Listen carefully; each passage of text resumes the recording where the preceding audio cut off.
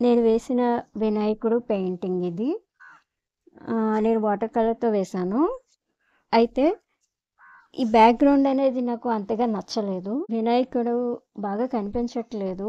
ఇది light colour అయిపోయింది అనుకుంటున్నాను. ఈ బ్యాక్‌గ్రౌండ్ అనేది మార్చాలి అనుకుంటున్నాను. చూసారు కదా! బ్యాక్‌గ్రౌండ్ మార్చిన తర్వాత ఎలా ఉందో కూడా చూపిస్తాను చూడండి. నేను కలర్ పెన్సిల్స్ ఉంటాయి కదా! దానిలో బ్లాక్ కలర్ తీసుకున్నాను. బ్లాక్ కలర్‌తో వినాయకుడు బ్యాక్‌గ్రౌండ్ వేయాలనుకుంటున్నాను.